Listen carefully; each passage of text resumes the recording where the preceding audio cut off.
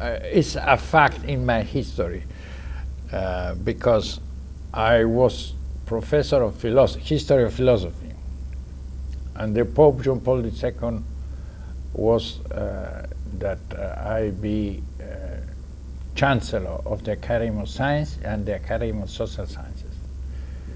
In the beginning, just in this year, I win the concourse to become a full professor in history of philosophy in the Italian university.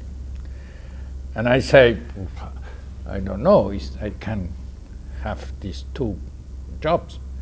The Pope, the person to invite me, that was Cardinal Re, say, no, I asked to the Pope, and the Pope say that it's better that a professor of philosophy be the Chancellor.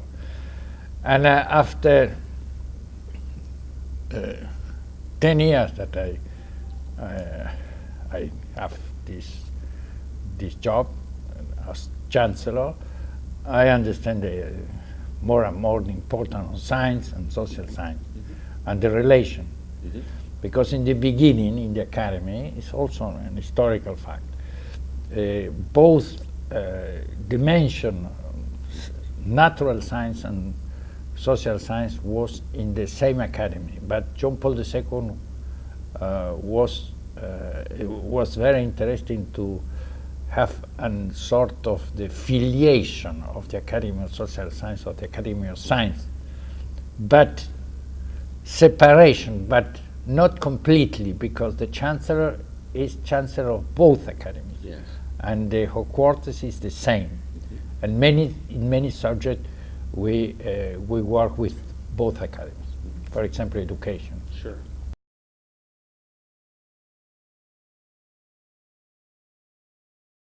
I think I was very inspired by a very interesting book of, for me, a good philosopher, Spanish philosopher. The name was Ortega y Gasset. Ortega wrote a book about Galileo Galilei, and his thesis is that the major contribution of the modernity is sciences, because of course there are many important contributions in philosophy.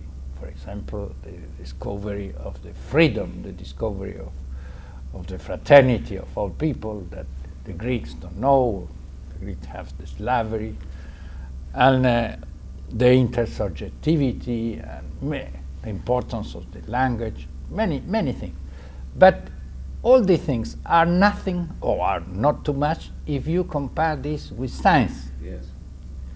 And for this reason, especially after the last century, I think that the science more and more are a central importance to know what? To know the nature and to know our position in the nature, because we are in the center of the nature, and it's clear that we are composed with the atoms and the particles of the atoms and the matter.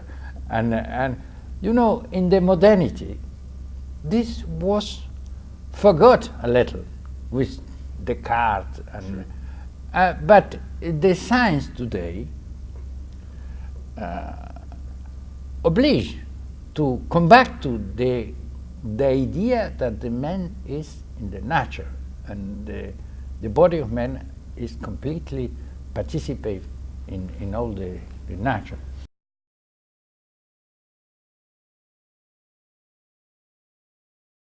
Yeah, I think that we need today for the scientific people to be open to other dimension of knowledge. And this is important because not the majority, not the great scientist people, but many, especially the people that are not very original in sciences. This is my experience. Which there are many. This is my experience, that made an ideology of science. These people need to emit, to copy the great people in science that are open to other dimensions of knowledge. That is very important. In one hand. In the other hand, I think that the people that are faith, and also the clergies, need to be more open to science. Need to be more open to science. And when you see the majority of the Catholic universities in the world that don't have a faculty and department of science, this is a little ridiculous. And it's not the idea of the Pope when founded the Catholic universities, because the idea, for example, in Pius XI, that was also very important for the Academy of Science, was that the Catholic university need to answer the question of today, and one of the questions is that the question that comes from sciences. Yes.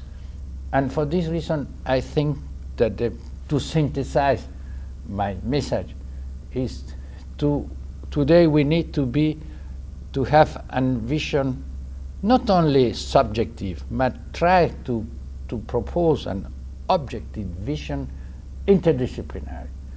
That is to say that science be open to other forms of knowledge, and the other forms of knowledge be open to science.